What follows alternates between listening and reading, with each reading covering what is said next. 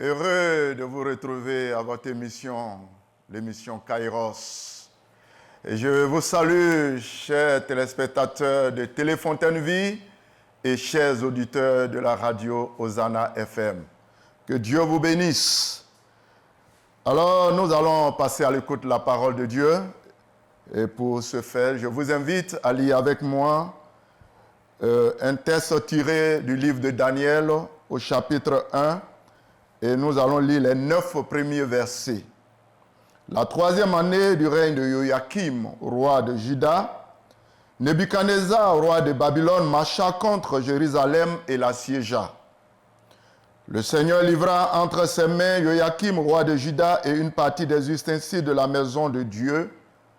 Nebuchadnezzar emporta les ustensiles au pays de Shinéa, dans la maison de son Dieu. Il les mit dans la maison du trésor de son Dieu.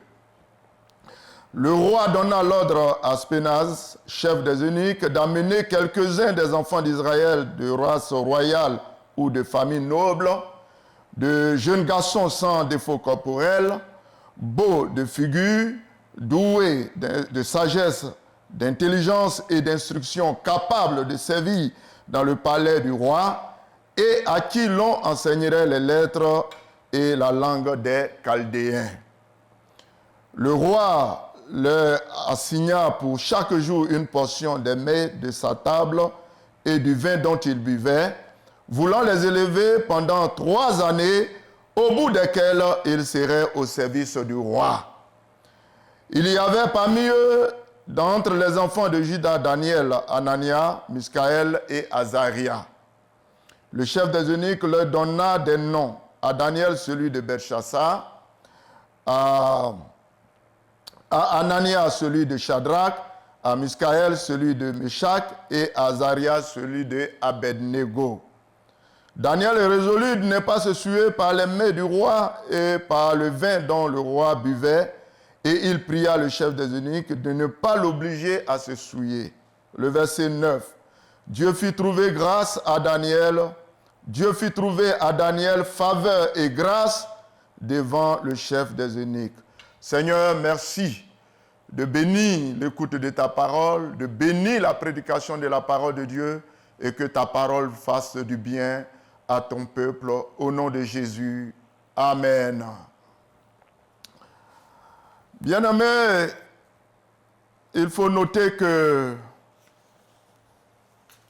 le livre de Daniel nous présente l'Éternel comme le Dieu fidèle qui n'abandonne pas ceux qui l'aiment et qui le servent avec crainte et respect.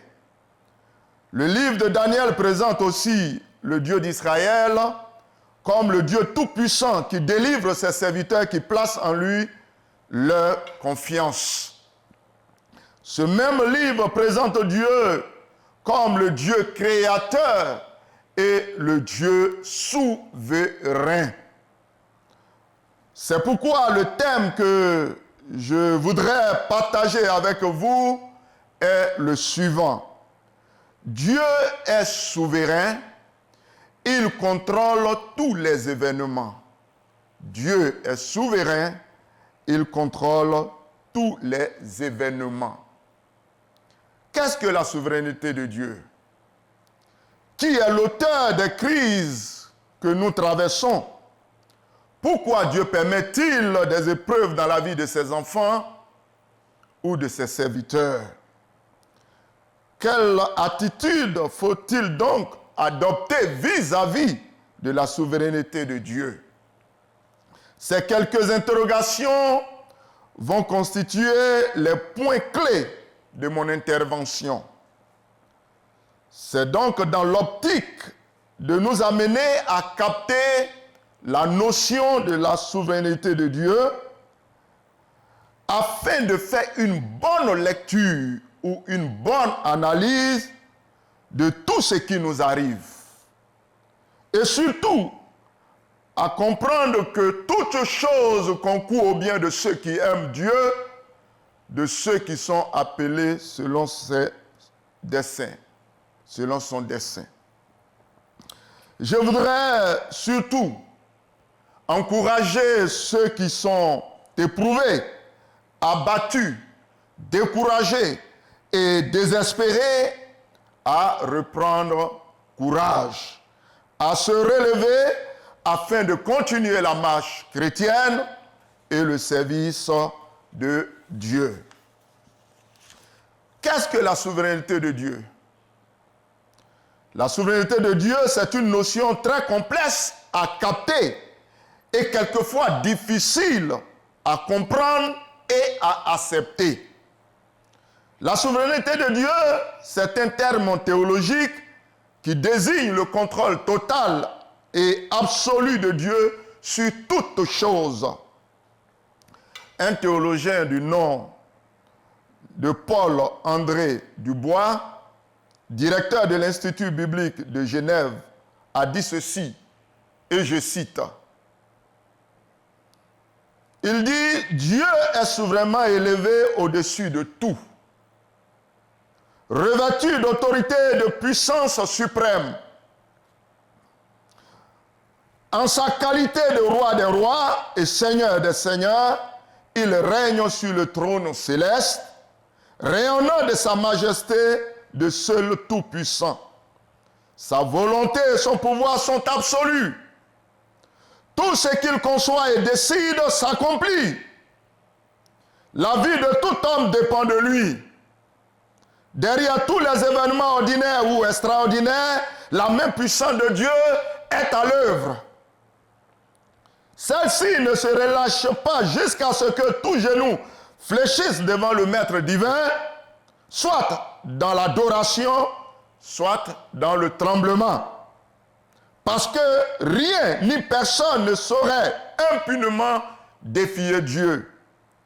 Fin de citation. Alors, en accord avec le livre de Daniel, nous comprenons que Dieu est le maître de la destinée des nations et de leurs chefs. Il contrôle les événements passés, présents et futurs. Et il les planifie de façon merveilleuse dans l'accomplissement de ses desseins. Et la destinée de tout homme, grand comme petit, est entre ses mains. Il est le maître des temps et des circonstances. Il exerce un contrôle total et absolu sur le monde et sur son histoire. C'est pourquoi tout homme, sans exception, lui doit honneur, respect et adoration. Si Dieu est souverain et qu'il contrôle tous les événements, alors qui est l'auteur des crises que nous traversons? Ceci va nous amener à aborder notre premier point, sinon le second point. Qui est l'auteur des crises que nous traversons? Qui est à la base des difficultés que nous connaissons? En effet, tout ce qui nous arrive a une cause. Et cette cause peut être superficielle ou profonde. Elle peut être également une cause apparente ou cachée. Elle peut être aussi naturelle ou surnaturelle. Elle peut être également physique ou spirituelle. Alors, qui est donc l'auteur des crises que nous traversons ou que nous connaissons? 3 éléments de réponse vont retenir notre attention. Premièrement, nous notons que c'est l'homme lui-même qui est à la base de ses souffrances. Lorsque nous lisons les 2 premiers versets de notre texte de base, il est dit ceci, que la 3e année du règne de Joachim, roi de Juda, Nebuchadnezzar, roi de Babylone, marcha contre Jérusalem et l'assiégea. Le Seigneur livra entre ses mains Joachim, roi de Juda, et une partie des ustensiles de la maison de son Dieu. Alors, cette situation nous amène à nous poser la question suivante. Comment Dieu peut-il livrer entre les mains d'un roi païen son serviteur? Comment Dieu peut-il permettre que Joachim, roi de Juda, soit livré entre les mains de Nebuchadnezzar, roi de Babylone? Et comment Dieu peut-il permettre que Nebuchadnezzar emporte-t-il une partie des ustensiles de la maison de Dieu et aller les placer dans la maison du trésor de son Dieu? La réponse se trouve en 2 Chroniques, le chapitre 36, versets 5 et 8. Le verset 5 nous dit que Joachim avait 25 ans lorsqu'il devint roi et il régna 11 ans à Jérusalem. Et il fit ce qui est mal aux yeux de l'Éternel son Dieu. Il fit ce qui est mal aux yeux de l'Éternel son Dieu. Et le verset 8, il est dit, il est écrit que le reste des actions de Joachim, les abominations qu'il commit et ce qui se trouve en lui, cela est écrit dans le livre des rois d'Israël et de Juda. Les abominations de Joachim. Les abominations. Une abomination, c'est une horreur, un dégoût qu'on ressent pour une personne ou pour quelque chose. C'est la gravité du péché.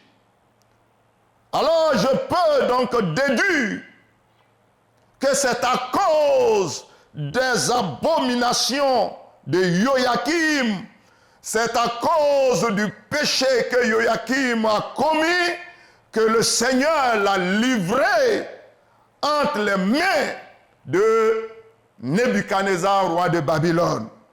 C'est à cause de ces abominations qu'il a été emmené en captivité.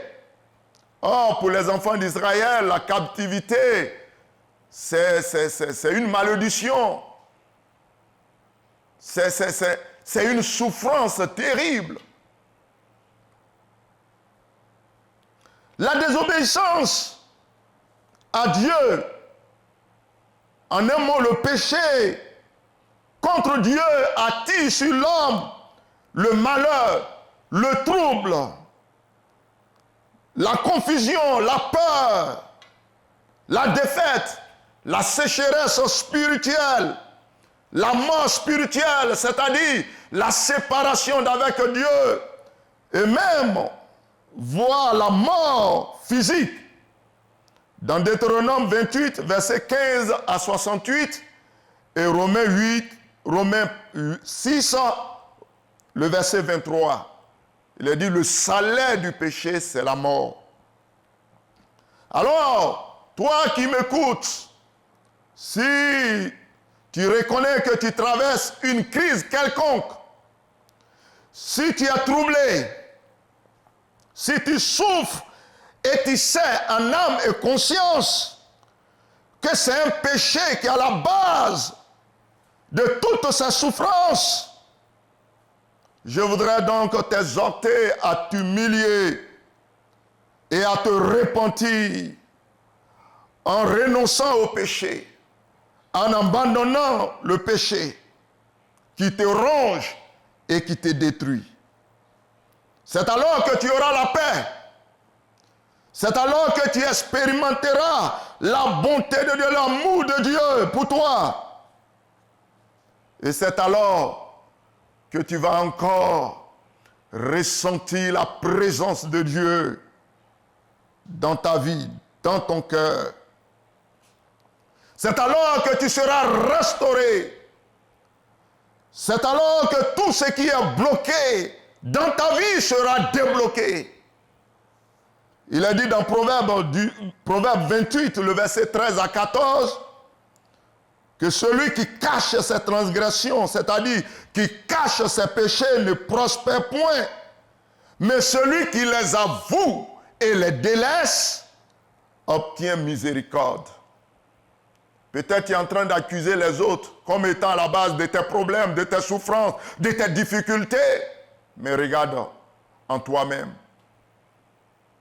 Fais un examen de conscience. N'est-ce pas tes actions, n'est-ce pas ta mauvaise vie, n'est-ce pas ton mauvais comportement, n'est-ce pas ta désobéissance, ta rébellion contre Dieu qui est en train de causer toutes ces choses dans ta vie?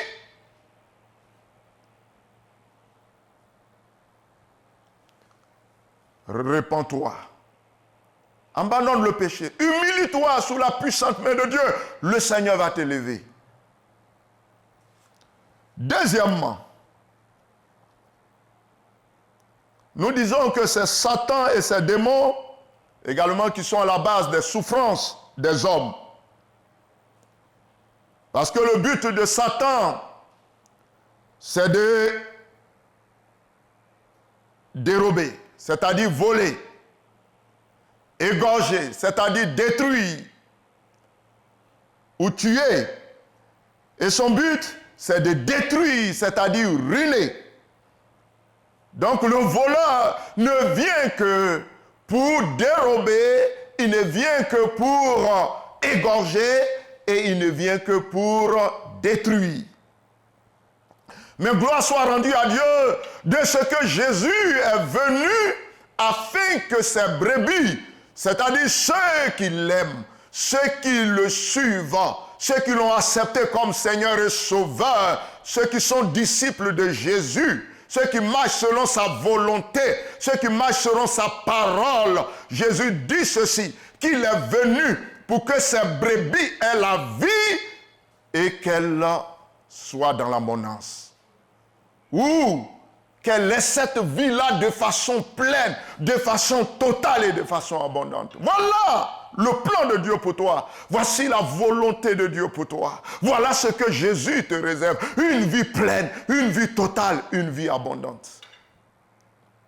Jean chapitre 10 et le verset 10. Quand nous lisons le livre de Job, les deux premiers chapitres, le chapitre 1 et 2, nous voyons que c'est le diable qui a commandité toute la souffrance de Job, animé par la jalousie, parce que Dieu a rendu un bon témoignage de Job. Il a dit à Satan, as-tu vu mon serviteur Job? Il n'y a personne qui soit intègre comme lui sur la terre. Job avait un bon témoignage. Job avait la crainte de Dieu. Et il a trouvé grâce aux yeux de Dieu. Il a trouvé faveur aux yeux de Dieu. Mais le diable, animé d'une grande jalousie, il voulait coûte que coûte détruire la vie de Job. Et Job en a souffert. Lorsque nous lisons Luc le chapitre 22, 31 à 32, Jésus a dit ceci à Pierre. Il dit, Simon, Simon, Satan vous a réclamé pour vous cribler comme le froment. Mais j'ai prié pour toi, afin que ta foi ne défaille point. Et toi, quand tu seras converti, affermis tes frères. Satan vous a réclamé pour vous cribler. C'est pourquoi Jésus a dit ceci.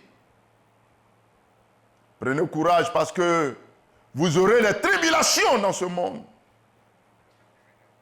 Vous aurez des tribulations.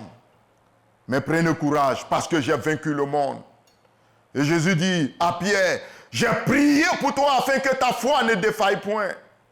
Et quand tu seras converti, autrement dit, quand tu serais revenu à moi, affermis tes frères. Et je vais te dire, toi qui souffres, toi que l'ennemi est en train de cribler, parce qu'il veut te détruire, l'ennemi est en train de te cribler, te faire souffrir, pour que tu abandonnes la foi, pour que tu abandonnes la main de Dieu, pour que tu tournes dos à Dieu.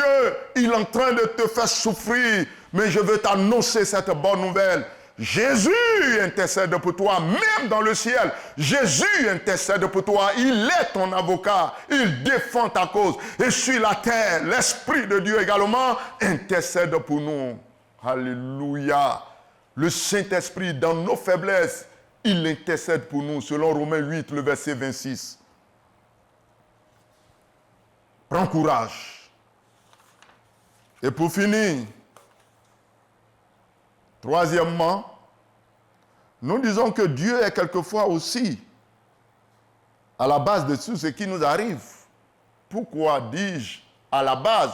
Je veux dire parce qu'il autorise, il permet. Nous sommes ses enfants. Tant que Dieu n'a pas permis une occasion, une situation, elle ne peut jamais, jamais arriver.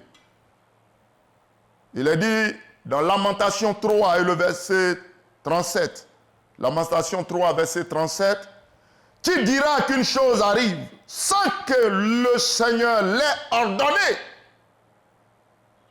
Et dans Daniel, le chapitre 3 jusqu'au chapitre 7, notre texte que nous avons lu, nous voyons que Daniel et ses compagnons ont été aussi livrés et déportés à Babylone.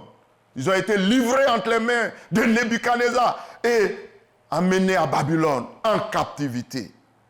Mais quand nous lisons le livre de Daniel, le chapitre 1 jusqu'au chapitre 6, nous voyons que ces jeunes gens avaient un bon témoignage. Ils avaient la crainte de Dieu. Ce sont des jeunes pleins de foi, d'assurance, déterminés dans ce qu'ils font. Ils aimaient Dieu. Même étant à l'étranger, même étant loin de Dieu, de la face de Dieu.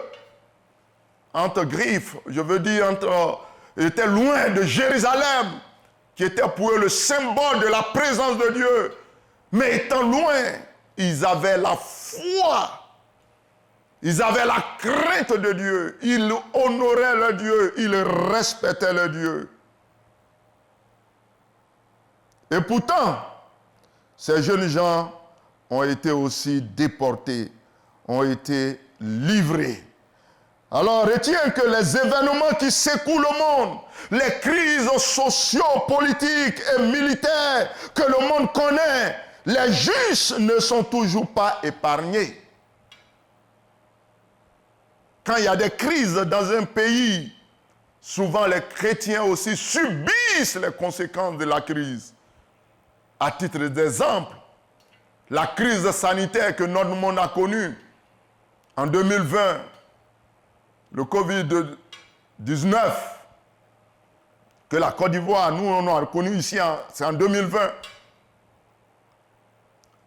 Nous avons tous souffert de cette crise. Nous avons été confinés. Nous avons subi. Est-ce que c'est parce que nous avons péché? Est-ce que c'est parce que nous avons désobéi à Dieu? Je ne pense pas. Alors nous verrons, par la grâce de Dieu prochainement, pourquoi Dieu permet cela. Mais pour aujourd'hui, je voudrais que tu retiennes ceci. Que tout ce qui nous arrive, tout ce qui t'arrive présentement, tous les événements, Dieu, en tant que souverain, celui qui contrôle tous les événements, il sait toutes choses. Rien n'échappe à son contrôle. Et je veux donc t'exhorter, je veux t'encourager à tenir bon, quelle que soit l'adversité. Et je vais t'exhorter à prendre courage. Je vais t'exhorter à persévérer. Je vais t'exhorter à lever la tête. Oui, je vais t'exhorter à fixer les regards sur Jésus, celui qui est le consommateur de notre foi, celui qui renouvelle, qui récompense notre foi. Je voudrais donc vous exhorter. Je voudrais vous encourager par rapport à la souveraineté de Dieu. Je ne voudrais pas que tu te décourages. Je ne voudrais pas que tu abandonnes la foi. Je ne voudrais pas que tu abandonnes la vie de prière. Je ne voudrais pas que tu abandonnes, oui, ton assemblée. Je ne veux pas que tu abandonnes les lieux de culte. Que tu te retournes en arrière. Non. Dieu est avec toi. Jésus veut que tu aies la vie en abondance. Et Jésus intercède pour toi, pour que tu sois relevé de cette situation. Et nous allons prier pour toi, quelle que soit la situation que tu traverses. Nous allons prier pour toi. Nous allons invoquer la grâce de Dieu pour toi. Nous allons demander la faveur de Dieu sur ta vie, quelle que soit la situation. Tiens bon, Dieu n'a pas encore dit son dernier mot. Dieu n'a pas dit que ce n'est pas possible, qu'il ne peut rien faire. Dieu n'a pas dit que ta situation c'est impossible. Non, Dieu n'a pas dit ça. Dieu est celui qui contrôle toutes les situations. Il contrôle la situation. Et nous disons que Dieu est au contrôle. Dieu est souverain. Il contrôle les événements. En tout cas, que la grâce de Dieu et la bonne main de Dieu, la main agissante de Dieu, la main vivante de Dieu te relève, te fortifie, t'encourage. Et je voudrais t'exhorter à relever la tête et à poursuivre la marche chrétienne. Parce que le Seigneur est avec toi. Sa paix, qui surpasse toute intelligence, gardera ton cœur et tes pensées en Jésus-Christ. Alors, nous allons, par la grâce de Dieu, lorsque nous allons revenir, après notre pause, nous allons prier pour les différents cas que vous allez, présenter, parce que le Seigneur veut te relever pour que tu puisses rentrer dans cette nouvelle année qu'il te prépare, l'année 2025. Dieu a de grands projets pour toi. Alors, comprends la souveraineté de Dieu. Par la grâce de Dieu, nous aurons le temps. Lorsque je vais revenir, la prochaine fois, nous allons aborder les 2 autres points qui restent. Pourquoi donc Dieu permet-il des épreuves dans la vie de ses enfants? Et devant la souveraineté de Dieu, quelle attitude nous devons donc adopter? En tout cas, que Dieu vous bénisse et que sa paix soit avec vous. Amen.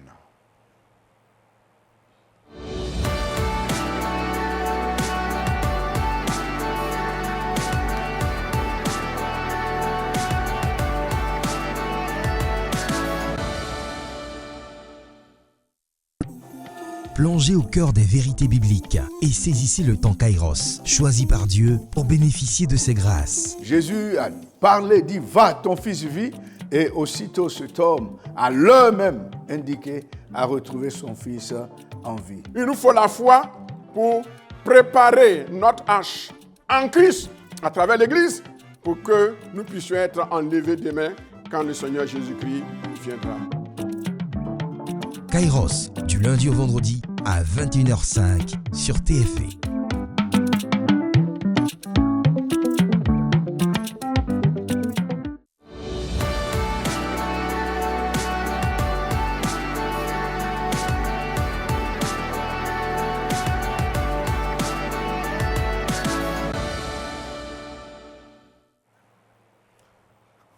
Voilà, nous sommes de retour.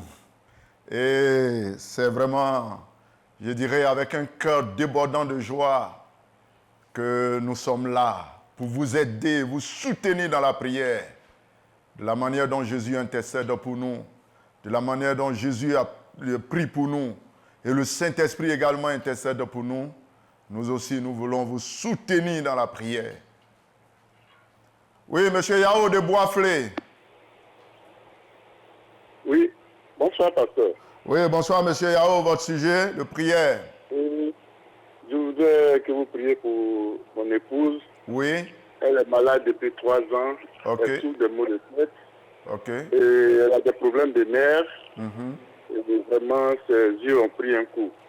Vraiment, nous vous prions, nous vous sollicitons des prières pour qu'elle puisse guérir.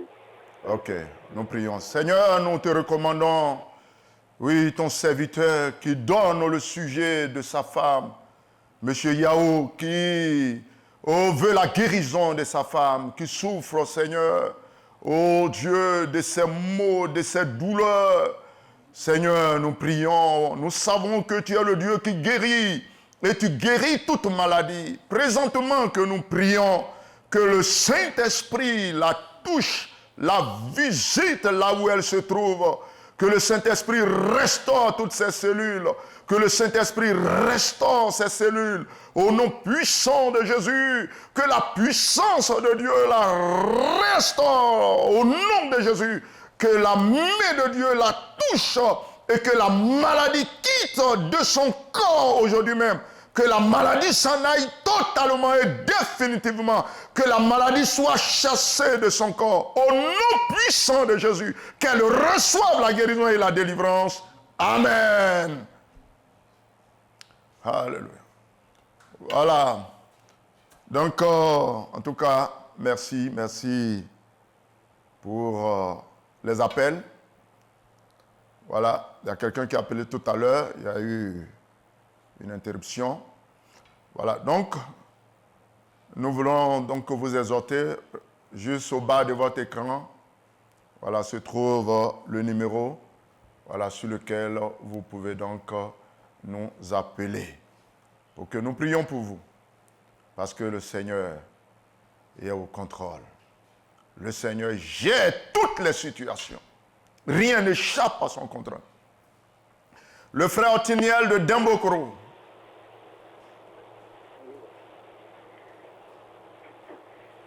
Oui, frère Otiniel. Oui, je veux que le pasteur prie pour moi. Ok. Pour mon entrée en 6e. D'accord. Et pour ma famille. D'accord. Ok, nous prions, Seigneur, pour Otniel, qui te présente sa situation par rapport à ses études. Il compte sur toi.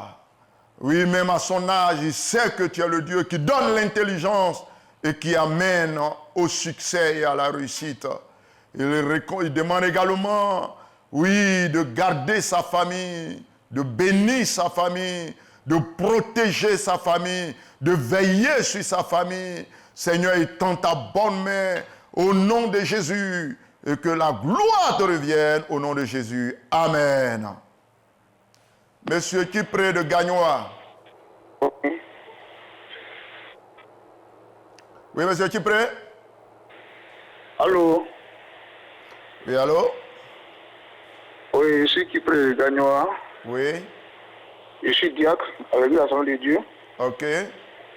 Je viens de traverser une situation vraiment difficile. D'accord. Je viens de perdre ma fille. Oh là là. De façon tragique. Oui. Depuis le 10. Mais je veux que le pasteur vraiment prie pour moi, pour mon épouse et pour la famille. D'accord. Pour que nous puissions véritablement surmonter cette situation. Ok. Et donc, au nom de la direction de la Télé Fontaine Vie, en tout cas, nous vous présentons toutes nos condoléances et beaucoup de courage. Le Seigneur est fidèle pour vous, en tout cas, fortifier dans cette situation et dans cette épreuve. Seigneur, merci pour ton serviteur qui prie, qui réellement passe par une situation difficile, lui et la famille, qui sont donc éplorés, touchés par, Seigneur, le départ de sa fille. Nous prions pour lui, Seigneur, afin que tu le consoles. Tu consoles son épouse. Tu consoles tous les membres de la famille. Seigneur, oh Dieu, que cette plaie profonde soit guérie. Oh Dieu, au nom de Jésus, nous savons que Jésus a pris sur lui toutes nos douleurs, tous nos maux, toutes les souffrances. Jésus s'est chargé. Je prie dans le nom de Jésus que la main de Dieu le fortifie, que le Saint-Esprit le fortifie au nom de Jésus. Amen. Oui, Madame Daoreta, demain. Oui. Votre sujet de prière. Oui. Oui, vous voulez que vous priez pour mon fils, pasteur. Ok. Ça fait maintenant quelques années, mon fils est malade. D'accord. Oui, quand il se lève au coin, il parle seul. Ok. Oui, même s'il dort, quand ça rentre dans lui, coin, il parle seul. Il a fait médicaments partout, il a traité, il a cherché médicaments partout. C'est aujourd'hui, il regardait télé, il a vu la chaîne là. D'accord. En tout cas, priez pour lui beaucoup. Je vous en prie, pour que Dieu nous vienne en aide. D'accord. D'accord. Vous fréquentez déjà une église? Oui, je partais à l'église, mais depuis que je suis marié, mon mari est musulman. D'accord. Et à chaque fois quand il prie aussi, il met ça dans la prière. pour que Dieu n'a qu'à travailler sur son cœur là, nous tous sommes partis à l'église. Mais il veut forcément d'aller à la mosquée. D'accord. On va prier pour vous et prier pour votre enfant. Le Seigneur est fidèle. Si vous avez eu le courage d'appeler, Dieu est aussi fidèle. En tout cas, pour vous ramener à lui et aussi permettre que votre fils aussi puisse retrouver la guérison, la délivrance. Seigneur, je prie au nom de Jésus pour cette dame qui réellement, oh Dieu, traverse aussi une situation difficile. Tu vois, oh Dieu, sa relation avec toi est rompue.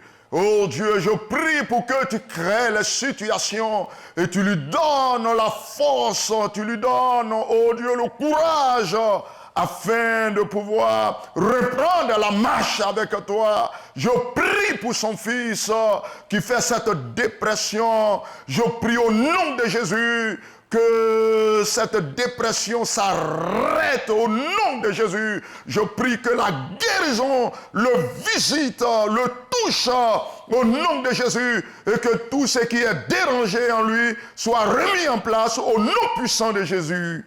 Amen. Madame Bayoro de Benjerville. Oui. Oui, votre sujet de prière. Allô? Oui. Je voudrais compris pour toute ma famille. D'accord. Nous traversons un moment difficile. Moi-même, je suis malade depuis, je ne retrouve pas. Le secteur intervient. D'accord. Mon époux, bon, il m'a abandonné, mais il est gravement malade. Ok, on va prier pour lui. Voilà, il faut toujours prier pour lui. Il faut toujours demander la grâce et la faveur de Dieu sur lui. Amen. Seigneur, nous te recommandons ta servante qui donne ce sujet de prière pour elle-même, pour sa famille et cet homme avec qui elle a vécu ensemble, qui aujourd'hui n'est plus à la maison, mais il souffre. Et nous te le présentons, Seigneur. Présentons son cœur, présentons sa vie. Et nous prions que la grâce de Dieu, la faveur de Dieu soit sur cette famille. Que le Seigneur visite cette maison. Que tout ce qui est maladie, que tout ce qui est problème, que tout ce qui est difficulté, que la tempête se calme maintenant au nom de Jésus, que les épreuves, Seigneur, qui se sont soulevées, que tu étends ta main pour réellement apaiser la tempête au nom de Jésus. Amen. Madame Yao de Yopougon.